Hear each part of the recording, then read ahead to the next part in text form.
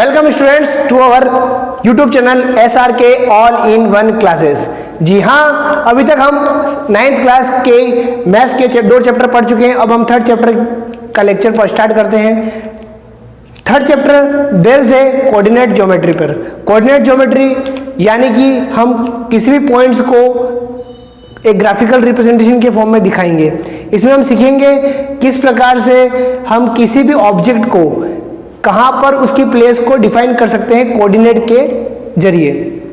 जी हाँ, तो आइए चलते हैं, स्टार्ट करते हैं। ये हमारा नया चैप्टर है कोऑर्डिनेट ज्योमेट्री और बहुत ही एक्साइटेड है क्योंकि ये chapter it is very very very important and very very easy. Very very important इसलिए क्योंकि इसके बेस पर आपको हायर एजुकेशन में आप चाहे ज्योग्राफी लें या मैथ्स लें फ्यूचर में, या फिजिक्स लें या इंजीनियरिंग करें, आपको ये चैप्टर बहुत ही यूजफुल है। और इसी चैप्टर के बेस पर हमारे आज जो अर्थ है, अर्थ के ऊपर जो लॉन्गिट्यूड लैटिट्यूड जो भी पॉइंट्स हम रेफर करते हैं वो इसी कोऑर्डिनेट ज्योमेट्री पर बेस्ड होता है। तो स्टार्ट करते हैं हम ये चैप्टर। आइए, चैप्टर है कोऑर्डिनेट ज्योमेट्री। अब कोऑर्डिनेट ज्योमेट्री होता क्या है? कोऑर्डिनेट ज्योमेट्री होता है कि किसी भी पॉइंट की लोकेशन पर्टिकुलर किसी रेफरेंस पॉइंट से हम डिनोट करते हैं। सबसे पहले हम बात करते हैं, मान लो एक लाइन की। देखिए एक लाइन है, मान लो सपोज इसका कोई एक नंबर लाइन ही मान लीजिए। हमने नंबर लाइन पढ़ा है। नंबर लाइन में सेंटर में 0 होता है, देन 1 2 इधर पॉजिटिव नंबर्स होते हैं 4 5 6, देन इधर negative number -1 -2 -3 -4 and so on. ठीक है, that is the number line. अब मैं अगर बोलूँ इसी नंबर लाइन पे कोई ऑब्जेक्ट है, मान लो यहाँ पर कोई ऑब्जेक्ट पड़ा है आपको सपोज, तो मैं कहूँगा कि वो ऑब्जेक्ट कहाँ है सपोज, तो वो आप कहेंगे कि वो ओरिजिन, या इसको ओरिजिन अभी नहीं बोलते हैं मान लो, तो जो 0 पॉइंट है उस 0 पॉइंट से राइट साइड में 4th यूनिट पर या 4 सेंटीमीटर, मान लो 1 यूनिट अगर सेंटीमीटर में है तो 4 सेंटीमीटर डिस्टेंस पर वो ऑब्जेक्ट पड़ा है, ये आप मुझे कहेंगे। ठीक है, मैं कहूँगा कि ठीक है। अब मान लो एक अगर टेबल हो, suppose there is a table,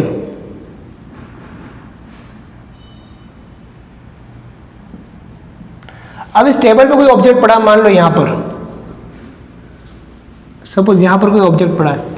अब मैं आपसे पूछूंगा कि ऑब्जेक्ट कहां पड़ा है, तो आप क्या करिएगा, इस टेबल को यहां से इस पॉइंट को ले लीजिए 0, इस पॉइंट को ले लीजिए 0, और यहाँ पर 1-1 सेंटीमीटर पर आप नंबर 1 2 3 4 ये 5 इस प्रकार, ये फिर ये 1 ये 2 ये 3 ये 4, इस प्रकार आप इसको डिनोट कर दीजिए। अभी ऑब्जेक्ट को देखिए, ऑब्जेक्ट कहाँ आ रहा है,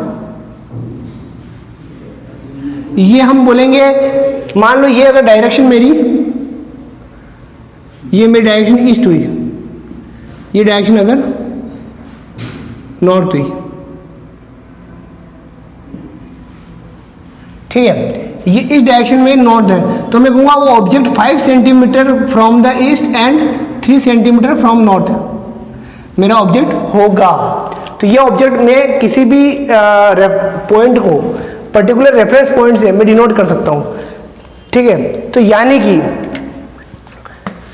मैं कह सकता हूँ कि अगर कोई भी, जैसे हम किसी घर का पता ढूंढते हैं, मान लो अगर कोई घर, ये गलियां हैं किसी पर्टिकुलर कॉलोनी की, मान लो ये स्ट्रीट नंबर 1 है, दैट इज स्ट्रीट नंबर 1 एक गली, ये स्ट्रीट नंबर 2, ये स्ट्रीट नंबर 3, ये 3 गलियां हैं 1 2 3। ठीक है, इस गली में फिर आप इसे रो मान लो, इसको रो नंबर 1,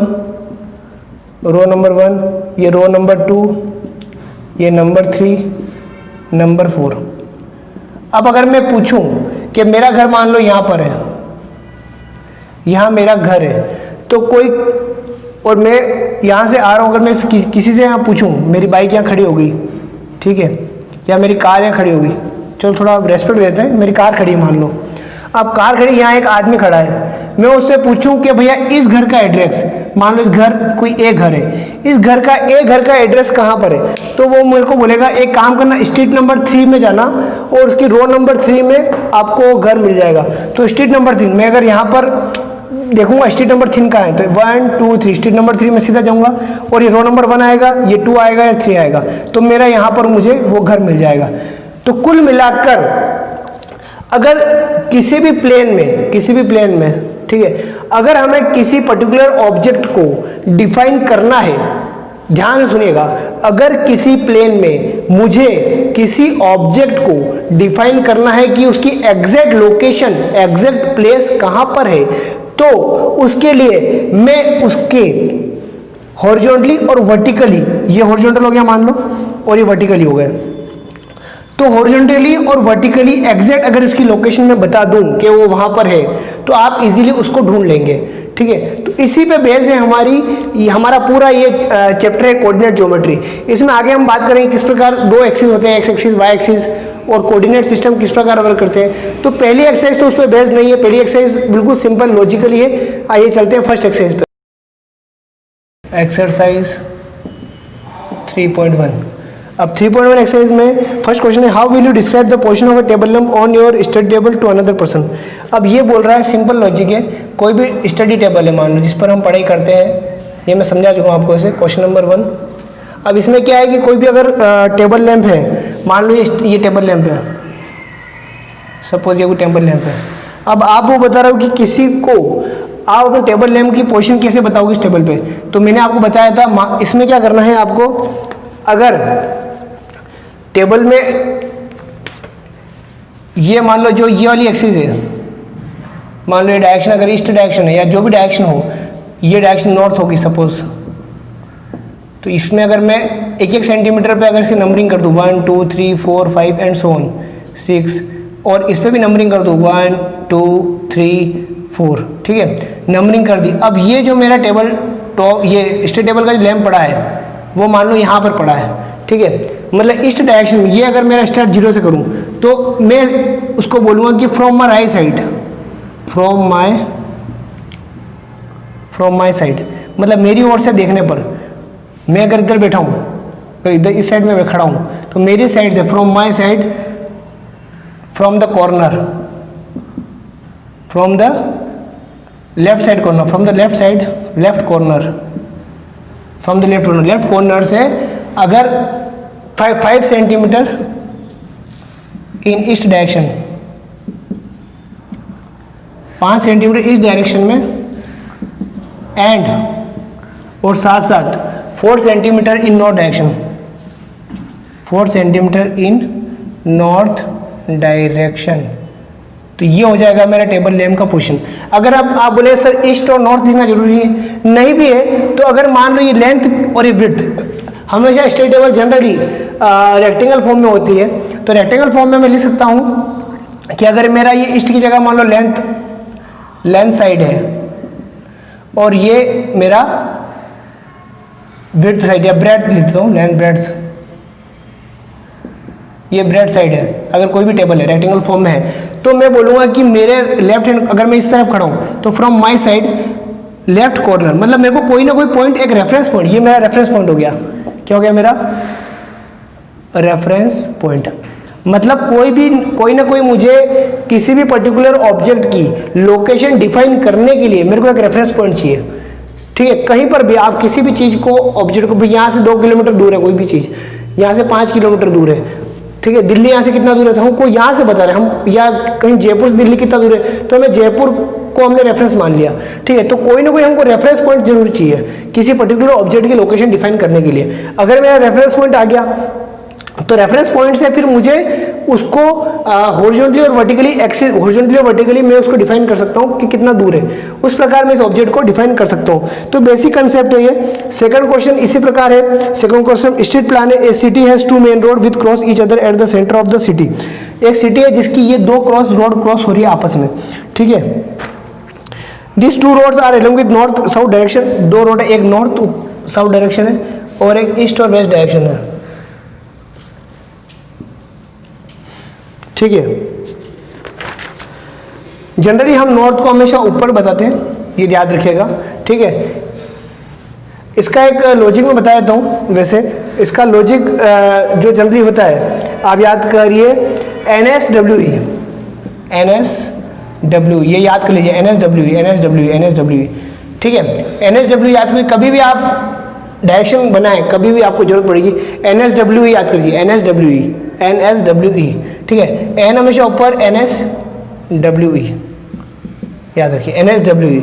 आप इसको याद करने के लिए इसकी कोई ट्रिक भी ढूंढ सकते हैं। एन का कोई फुल फॉर्म किसी अपने फ्रेंड्स के नाम NS से हो, जैसे नीतू सिंह, ठीक है, और W से कोई नाम हो दूसरा, उससे कोई नाम अपने एक शॉर्ट ट्रिक NSWE आप अगर याद करिए। मैं हमेशा NSWE याद करता हूँ, ऊपर हमेशा नॉर्थ, साउथ, वेस्ट, ईस्ट, ये हमेशा डायरेक्शन इस प्रकार होती है, ठीक है। तो NSWE ये हमने सिटी का इस प्रकार प्लान है। All the streets of the city run parallel to the roads are 20 metre apart. अब हर जो स्ट्रीट्स मेरी बनी है, ये मेन दो जो main, they are the two roads which cross each other at the center of the cities. So that is the point which at this is the center of the city. Okay, this is the center of the city.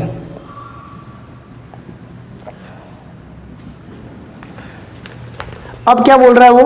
अब बोल रहा है कि all other streets of the city run parallel to these roads are 200 metre apart.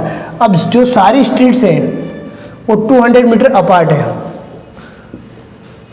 चाहे ऐसे हो, मतलब north south direction में हो, चाहे ईस्ट वेस्ट डायरेक्शन में हो, ठीक है। मतलब यहाँ से ये डिस्टेंस 200 मीटर है, फिर ये 400 हो जाएगी, फिर ये 600, कहाँ से? सबकी डिस्टेंस मैं यहाँ से मेजर कर रहा हूँ, ठीक है। इसी प्रकार similarly in the north south direction 200, 400, ये भी 200, बीच नीचे वाला ये 400, ठीक है।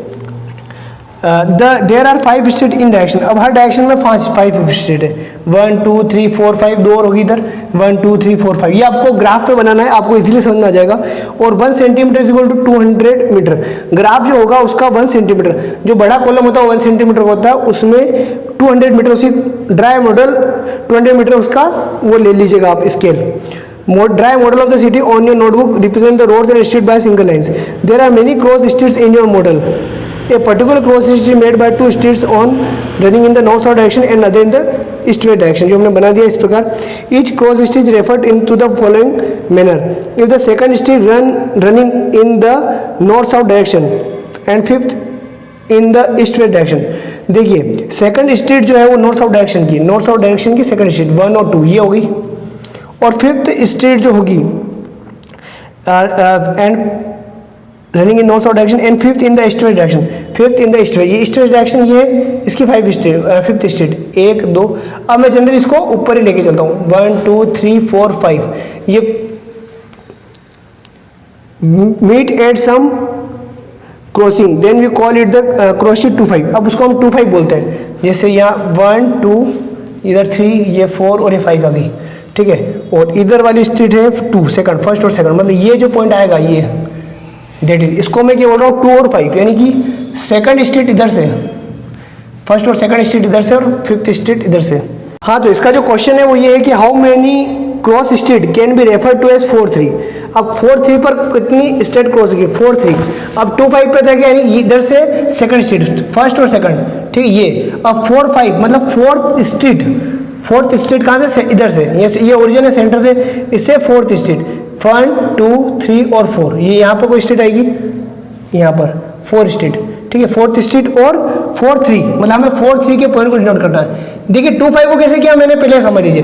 2 5 मतलब नॉर्थ साउथ से 1 और 2 सेकंड स्ट्रीट, और फिफ्थ मतलब इधर से जो ईस्ट वेस्ट डायरेक्शन उससे फिफ्थ स्ट्रीट 1 2 3 4 और 5। इसी प्रकार 4 3 पॉइंट किसका हुआ, 4 3 मतलब इधर से फोर्थ 1 2 3 4, ठीक है। और थर्ड पॉइंट किधर होगा, यानी कि 1, यानी ये लाइन वापस से 1 2 और 3, यहाँ कोई पॉइंट आएगा, ठीक है। ये मैं दूसरे पेन से डाउनलोड करता हूँ, आपको समझ नहीं आएगा। देखिए ये वाला पॉइंट मेरा 4 3 होगा, ये दैट इज द 4 3, ओके।